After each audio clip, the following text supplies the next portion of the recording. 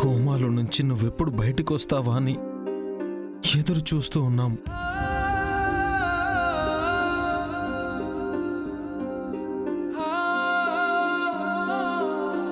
చెల్లి పెళ్లి ప్రయత్నాల్లో బిజీ అయిపోయాను. నిన్ను పట్టించుకోకపోవడం వల్లే ఇలా జరిగిందని నాకు చాలా బాధగా ఉంది నాన్న. నన్ను క్షమించు నాన్న.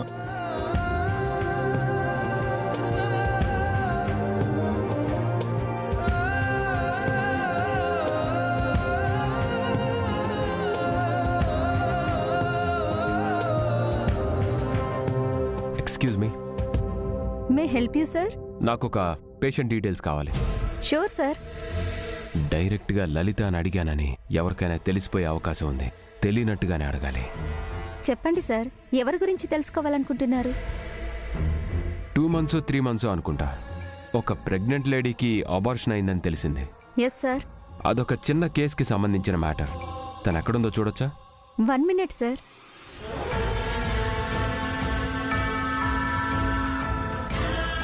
Room number 6.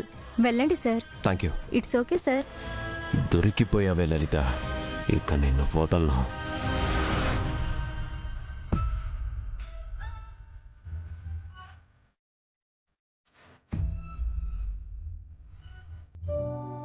బాధపడకు బావా, మళ్ళీ మామకి ఏమీ కాదు.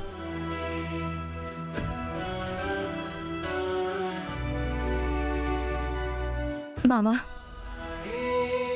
నీకు నా మాటలు వినిపిస్తున్నాయో లేదో గాని ఒక్క మాట మాత్రం గట్టిగా చెప్తున్నాను ఎనుకో. గంగబావ మగాడు, ఊరికి మనగాడు. అట్టంటోడు ఏడిస్తే చూడబుద్దు కాదు. అందుకని నువ్వు కళ్ళు మూసుకుంటామని మాత్రం చెప్పొద్దు. సర్లే, పర్లేదు, చెప్పు. అట్లా అయినా నువ్వు మాతో మాట్లాడుతున్నావు అని అనుకుంటా. నువ్వు త్వరగా కోలుకో మామా. రోజు నువ్వు ఎందుకు తాగుతావని మా నాన్న నిన్ను మందలిస్తాడు గాని ఆదివారం మాత్రం నీ కంపెనీ ఉంటేనే బాగుంటుందంటాడు.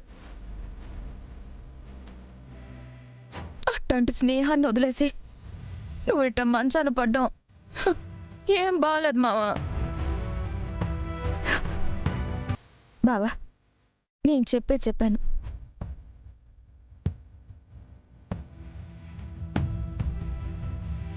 నాన్న, నా పెళ్ళయింది. ఎలా అయిందో ఏమైందో ఏం తెలీదు.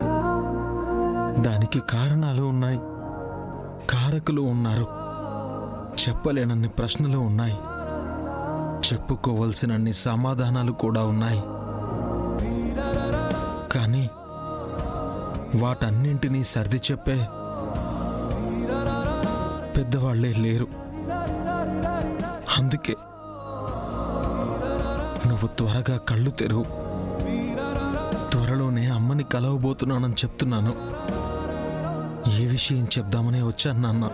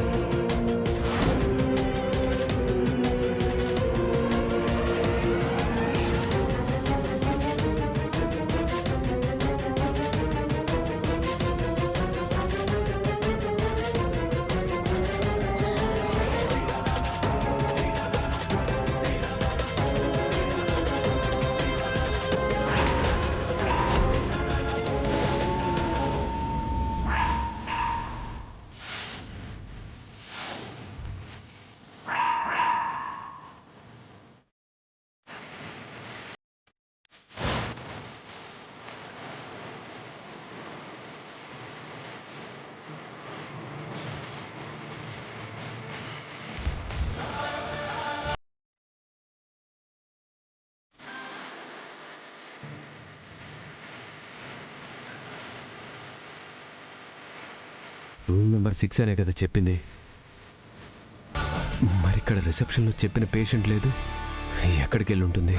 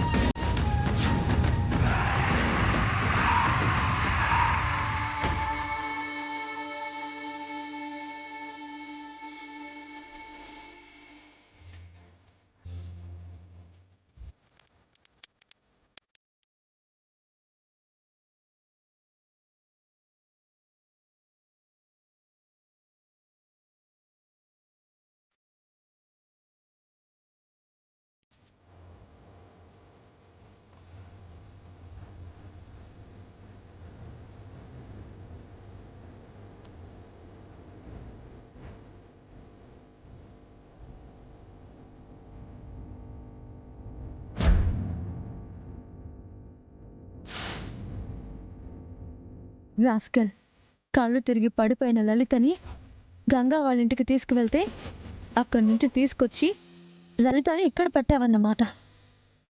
తన ప్రాణాలు తీయాలనుకున్న నిన్ను ఊరికే వదిలిపెట్టకూడదని ఎవరో తనని కాపాడాలని ప్రయత్నించారు.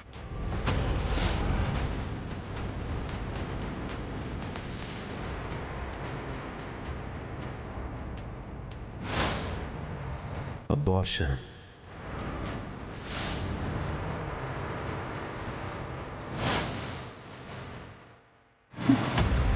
అమాయకురాలి జీవితంతో ఆడుకుని కనికరం లేని క్రూరత్వంతో ఎంత దారుణానికి ఒడిగట్టారు. నీ వల్ల ప్రాణం పోసుకోవాలని తప్పించిన జీవి కడుపులోనే కళ్ళు మూసింది. ఇదంతా చూస్తుంటే లలిత ఈ చుట్టుపక్కల ఏదో హాస్పిటల్లోనే ఉండి ఉండాలి. అవును, ఇక్కడే ఉంటుంది. ఈ దుర్మార్గుడి కంట పడకముందే తనని కాపాడుకోవాలి.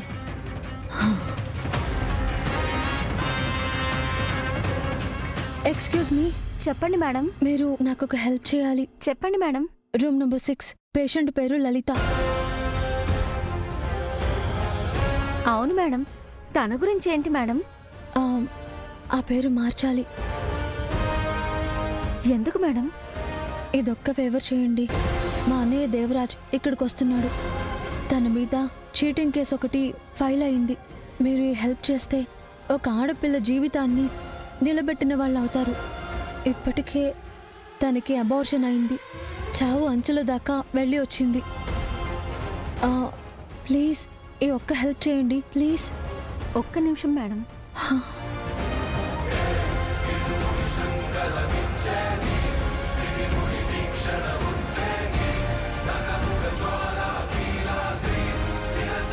చేంజ్ చేశాను మేడం. థ్యాంక్ యూ, చాలా థ్యాంక్స్. It's okay madam.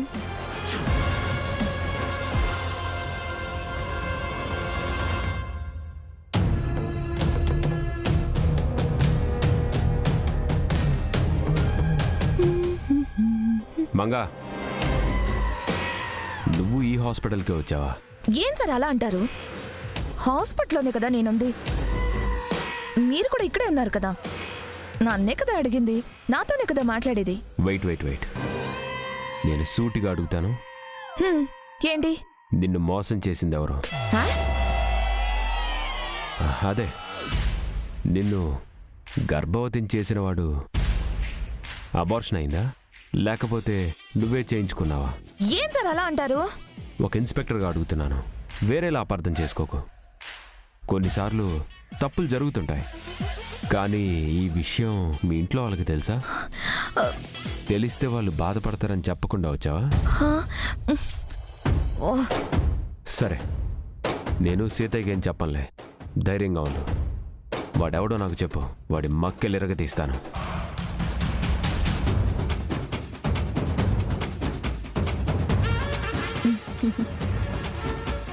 పిచ్చిదానా, నీ పేరు రాయించింది నేనేనే. కన్ఫ్యూజన్ అయ్యి చచ్చిపోకు.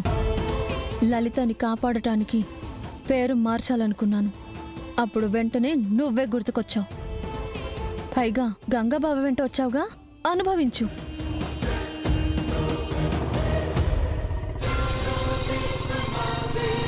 మళ్ళీ బాబాయ్కి ఇప్పుడు ఎలా ఉందన్నా? తలకి బలమైన గాయం వల్ల స్పృహ కోల్పోయాడంట్రా. 2-3 రోజుల్లో కళ్ళు తెరుస్తాడని చెప్తున్నారు. ఆ లక్ష్మీ నరసింహస్వామి దయ వల్ల ప్రాణాలకైతే ఏం కాలేదన్నా.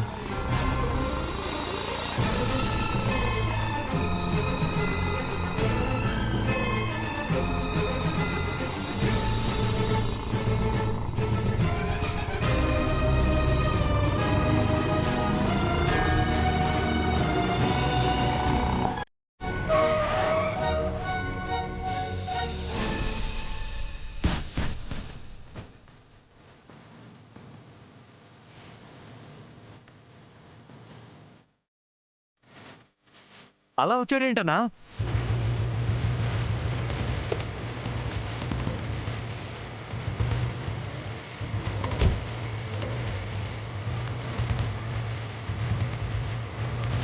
దేవరాజా,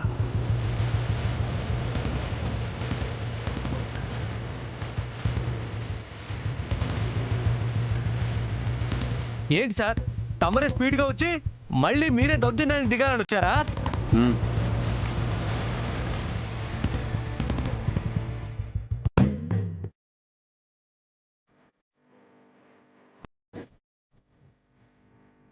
నువ్వెక్కడ ఆపకుండా వెళ్ళిపోతావో అని కార్ అడ్డంగా పెట్టాను బావా. ఒక్క 2 నిమిషాలు నీతో మాట్లాడాలి. అదేదో త్వరగా చెప్తే మేము వెళ్ళిపోతాం.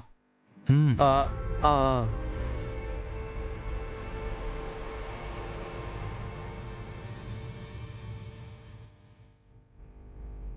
బావా, ఎవరేం మాట్లాడినా ఎలా అపార్థం చేసుకున్నా నేను మాత్రం నీ నిజాయితీని, నీ ధైర్యాన్ని అభిమానిస్తూ వచ్చాను.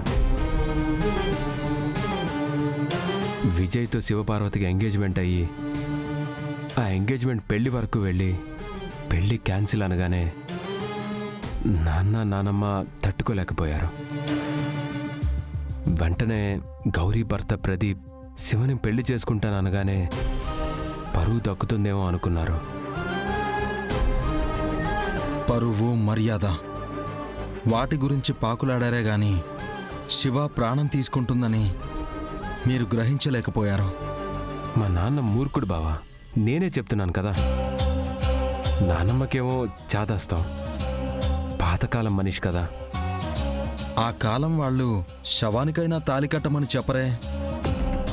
బావా, నానమ్మ పంతంతో అలా అన్నదే తప్ప నిజానికి అలా చెప్తారా? పిచ్చోళ్ళు కూడా ఆ పనిచేరు. వదిలే బావా, జరిగిందేదో జరిగిపోయింది. నువ్వు మా చెల్లెలి మేలు కోరి తన మెడలో మాంగళ్యం కట్టావు. శివకి ఏం కోపమో తెలియదు కానీ మా నాన్న నానమ్మలకైతే వాళ్ళతో కనీసం ఒక్క మాట కూడా చెప్పకుండా నువ్వు తాళి కట్టేశావన్న ఉక్రోషం, అంతే, ఇంకేమీ లేదు బావా. ఇప్పుడు ఏమంటారు? అది కదా పాయింట్. నువ్వు ఆగుతావా బావా?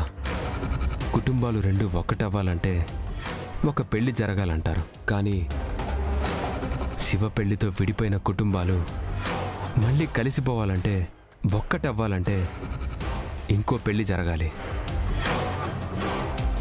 ఐ మీన్, శ్రీవల్లితో నా పెళ్ళైతే అంతా సర్దుకుపోయి అందరం సంతోషంగా ఉంటాం బావా.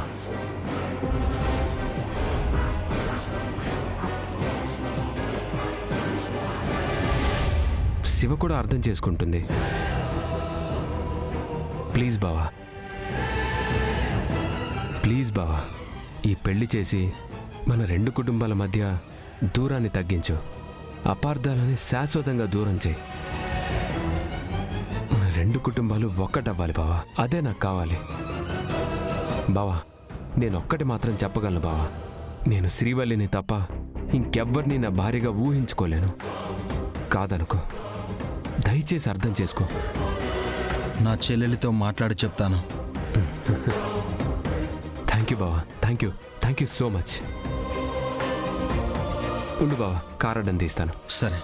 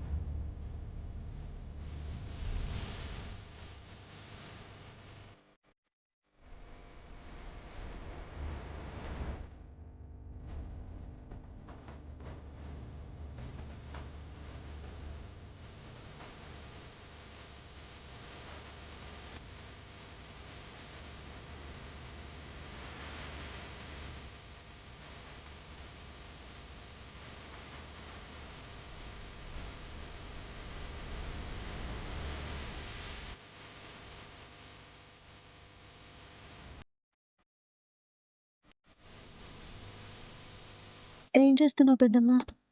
ఏం లేదు, ఇటు నేను చూశానులే, నువ్వు పెదనాన్న కాళ్ళకు మొక్కడం.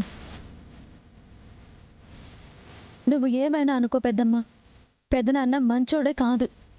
ఎన్ని దుర్మార్గపు పనులు చేస్తూ వచ్చాడో చిన్నప్పటి నుంచి చూస్తూ వచ్చాము. పెళ్లి చేసుకుని జీవితాంతం నీ చేయి వదలని నీ చేయి పట్టుకుని ఉంటాడేమో, కానీ నువ్వు మాత్రం అతని కాళ్ళకి మొక్కడం నాకేం నచ్చలేదు. ఈ పెరుగు, ఈ పాలు ఎందుకు తీసుకురమ్మన్నాను? ఏమో, తినమని ఎవరికి పెడతావో ఏంటో, నాకేం తెలుసు.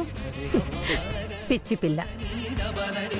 పాలు పెరుగు ఒకేసారి ఎవ్వరూ తీసుకోరు, ఒక్క చంద్రుడు తప్ప. చంద్రుడా? అవును, ఏరువక పౌర్ణమి వస్తోంది కదా. పంటలు ఎంతో సుభిక్షంగా పండాలని రైతులు సూర్యభగవానుడికి దండం పెట్టి వ్యవసాయం మొదలు పెడతారు. పెళ్ళైన ఆడవాళ్లు చంద్రుడికి నైవేద్యం పెట్టి మా కాపురాలు కూడా పచ్చగా ఉండాలని కోరుకుంటారు. భర్త మంచివాడా చెడ్డవాడా, ఉన్నవాడా లేనివాడా, మనోడా పగోడా ఇవేమీ ఆలోచించకూడదు శివ.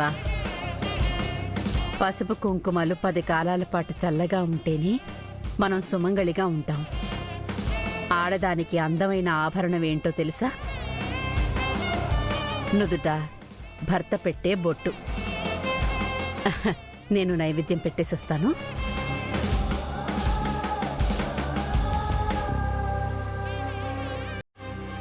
ఆడదానికి అందమైన ఆభరణం ఏంటో తెలుసా?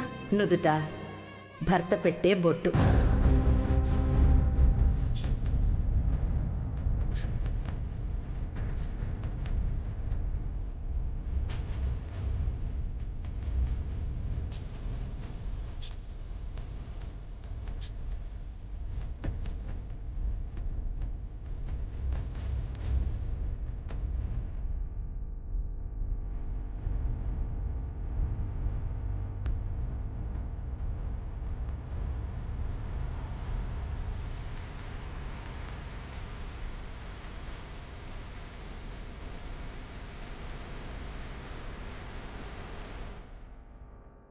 అమ్మ రండి, అబ్బా రండమ్మా, రండి ఫాస్ట్. నువ్వేదో మమ్మల్ని పొరుగురు జాతరకి తీసుకెళ్తున్నట్టు ఇంత బిల్డప్ ఇస్తున్నావేంటన్నా? నాకంత స్తోమత ఉంటే మిమ్మల్ని అందరినీ ఏసీ కార్లో తీసుకెళ్లేవాడిని. ఏసీ కార్ వద్దులే గాని ఎద్దుల బండిలో తీసుకువెళ్ళినా సంతోషమే. ఏ షూ, అన్నే వింటాడు. మీరు రండమ్మా, రండి రండి రండమ్మా రండి. అన్నా, చెల్లెళ్ళందరూ వచ్చారన్నా, విషయం ఏంటో చెప్పనా? రేయ్, శ్రీవల్లిని పిలిస్తే సరిపోయేది కదరా. అలాగదా? మీరు వెళ్ళండమ్మా, మీరు వెళ్ళండి. అబ్బా మీరు వెళ్ళిపోండమ్మా. అబ్బా వెళ్ళమన్నారు కదా. అలా తోలేస్తావేంటన్నా నువ్వు? వెళ్ళిపోండమ్మా. ఏంటన్నా, శ్రీవల్లి అక్కతో సీక్రెట్ చెప్పాలనుకుంటున్నావా? అలా అయితే నందన్న కూడా ఎందుకు?